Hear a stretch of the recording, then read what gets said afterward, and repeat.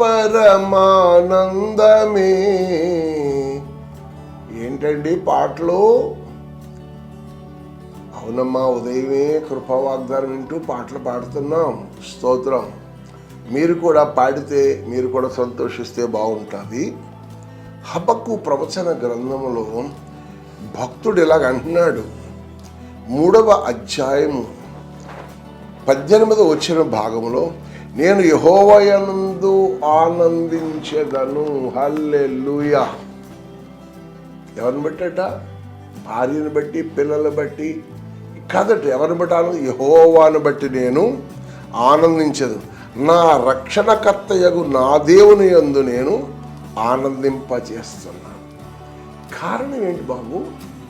ఏంటి ఆయన అంటే, అయ్యా ఒక దినం నాన్నగారు గుడ్రాళ్ళు అని నన్ను పిలిచారయ్యా. అలాంటి దినాల్లో నేను దీవెన గ్రౌండ్కి వచ్చి చిన్నమంద పరిచయలు ఏకీభించిన తరువాత నా ప్రభు నాకు చక్కటి 2 బిడ్డల్ని ఇచ్చాడు. మరి నేను ఆనందించకుండా ఎలాగ ఉండగలుగుతాను? యెహోవాను బట్టే నేను ఆనందిస్తాను. అవునా తల్లి? అన్న సమయాన్ని బట్టి ఆనందించినట్లుగా మిగిలిన బిడ్డలు బట్టి నువ్వు కూడా ఆనందిస్తున్నావు. సంతోషం. దేవునికి స్తోత్రం. వాగ్దానం వింటున్న మీ జీవితంలో కూడా మీకు అలాంటి లోట్లు ఉంటే ప్రభువుని బట్టి అడగండి, ఆయన ఇస్తాడు. ఆయన బట్టి ఆనందించండి.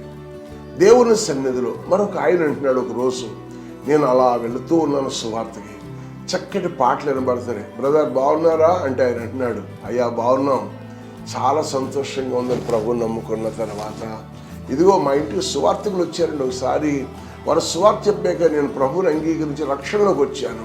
ఆ రక్షణ మహాదేశంలో ఆనందిస్తుండగా అసలు నేను అద్దె గృహంలో ఉండేవాడు. దేవుడు మంచి సైట్ ఇచ్చాడు, ఇదిగో బిల్డింగ్ ఇచ్చాడు, నా పిల్లల్ని ఇచ్చాడు, నా బిడ్డలు బాగా చక్కగా చదువుకుంటా ఉన్నారు.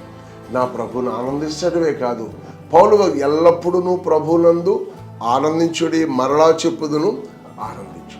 నేను చదువు ఎక్కువ ఆనందిస్తున్నానయ్యా, నా ప్రభువును సంతోషిస్తున్నాను. ఆయన కృప మహాదేశాలు మాకు తోడుగా నడిపిస్తున్న దేవుని స్తుతిస్తున్నాను. యవనస్తులైన పిల్లలు ఇప్పుడు ఏమంటారు తెలుసా? 10th క్లాస్ ఫస్ట్ క్లాసులో పాస్ అవుతున్నాను, అందుకే నేను ఆనందిస్తున్నాను. నేను పరీక్షలన్నీ బాగా రాశాను అని ఆనందిస్తున్నాను. కొంతమంది పిల్లలు అంటున్నారు, నేను ఏదో నార్మల్గా రాశాను, అయినా నా దేవుడు నాకు సహాయం చేస్తాడు. నేను నా ప్రభు మీద ఆనుకున్నాను, ఆ పైన జ్ఞానంతో నేను ఆనందిస్తున్నాను కాబట్టి నేను నిజంగా ఆయన బట్టి ఆనందిస్తున్నాను.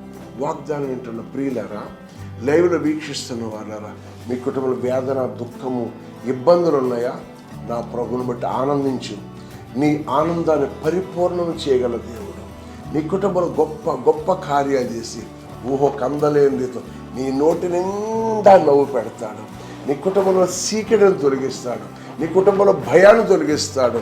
ఎల్లప్పుడూ నువ్వు ప్రభువునందు ఆనందించుడి, మరలా చెప్పుతున్న ఆనంది మీ సహనమును సకల జనులకు తెలియజేయండి. ఈ చాది భక్తులు చెప్పినట్లుగా, ఇదిగో సాక్ష్యాలు చెప్తున్నట్టుగా, మంచి సమయంలో సాక్ష్యాలు చెప్తున్నట్టుగా మీరు ఒక దినం చెప్పగలిగిన కృప దేవుడు మీ హృదయాల్లో కొరకు దాసించాడు. సంపాదించుకోండి, లోబడండి, సహాయమును దేవుడు సన్నిధిలో కోరుకోండి. మీకు అవసరమైతే ఈ వాక్యం అయిన తరువాత మీ ప్రార్థన అవసరాలు ఉంటే ఈ యొక్క కనెక్ట్ చేయండి. మీ గురించి మేము చదువుకుని ప్రార్థన చేస్తాం. కలిసి మంచి సమయం మొదటి బుధవారం రండి, ప్రార్థిద్దాం. మీ సంతోష ఆనందాలు ఇంకానూ అధికమై ఆశీర్వాదం నింపబడును గాక. ఆమేన్.